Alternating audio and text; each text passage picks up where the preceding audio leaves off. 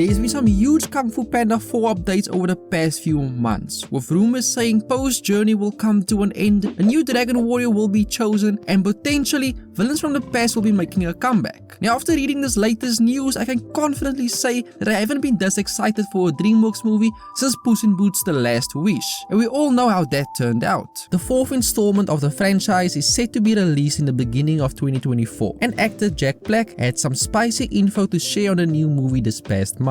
Let's have a look at all the information that we got, and why I think after Puss in Boots, Kung Fu Panda 4 could be DreamWorks' next masterpiece. The first thing we know for sure is that the fourth movie will bring an end to Po's story, as he is tasked to find the next Dragon Warrior, and on this journey to find his successor, he will face the most challenging threat of his life, the Chameleon.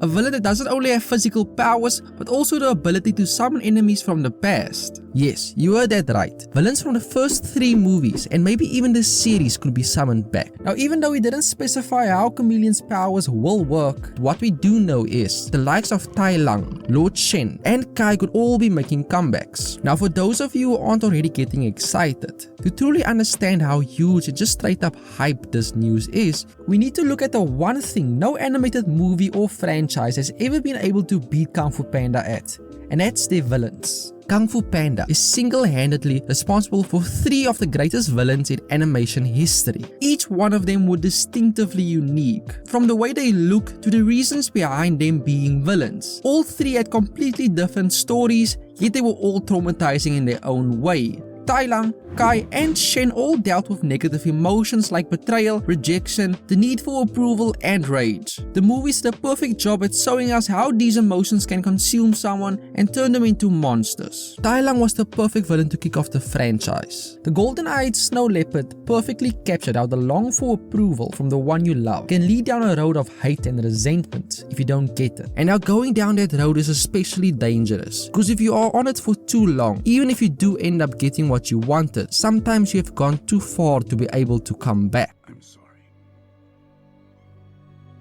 Shen, the peacock of the second movie, was undoubtedly the best villain of the franchise. He showed us how rejection and a life driven by fear will lead to madness. He was foretold that the panda will be his demise and ended up committing genocide to try and prevent his destiny. And through a cruel twist of fate, because of his actions, the one panda left was put on a path to be his undoing. And Kai the bull was someone consumed by vengeance after his best friend betrayed him. This drive for revenge turned him into pure evil that would not stop until he destroyed everything his old friend Oogway built and loved. The Kung Fu Panda villains always felt more than just the bad guy. They had a sense of relatability to them. You can sympathize with why they ended up being who they are, but still completely be against what they are doing. And they were all so goddamn badass. None of them had the right to go as hard as they did. I still get goosebumps whenever I think of Kai entering the Jade Palace,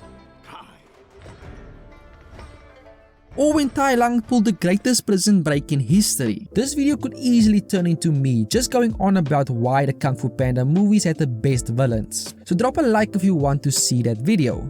I really want to make that video, guys, come on please. And drop a sub if you guys think Kung Fu Panda had the best villains, period. Having the chameleon be able to summon the previous villains is a perfect way to end Po's story, especially since he's on the journey of finding his successor. So having Po be confronted by the foes he fought during his time as the Dragon Warrior will be a perfect way for the writers to have Po reflect on what it means to become the Dragon Warrior. What are the qualities his successor needs to have for him or her to be worthy of the title? And by having him go up against the villains from the past is the best way to do that. As I said earlier, we don't really know how Chameleon will summon the villains from the past. Putting on my speculations and theory hat for a second, I wonder if Chameleon won't have more of a psychic type of power, where he can conjure them up in Po's mind instead of actually summoning them like Naruto did with the reanimation jutsu. Since both Tai Lung and Kai were 2 very physically strong villains, and even though Shen was strong, he was a little more cunning than just brute power. Now I am speculating, but I do think Po's last villain will be someone who isn't just another powerhouse. And even though this will be the final chapter in Po's story, DreamWorks announced that they will still be releasing 2 more movies in the Kung Fu Panda universe. And the only question we have is, will we finally get the Tigers or Oogway spin-off like the fans have been asking for years? Or will the new Dragon Warrior get the time to shine? At the moment, nobody really knows, and I do think a lot of it is riding on how good the Kung Fu Panda 4 movie does when it releases. Just looking at the competition for next year, I will confidently put my money on Kung Fu Panda as being the breakout animated movie of 2024. It has everything to be an instant classic. It's the end of Pose, everybody's favorite Panda story. We will get to see who the next Dragon Warrior will be, and some of the greatest villains ever will be returning. If done right, this has everything to be a huge hit, and prove that DreamWorks really is the #1 company when it comes to animation. You want to know who's definitely not #1 though? That's Disney. And do you want to know why? Watch this video I did on how bad Disney movies are right now, and why I think that is. Thanks for watching everybody. If you made it to the end, you are a real one, and I appreciate you guys. Drop a like and hit that sub button. Let's see if we can hit that 1K subs before the end of the month.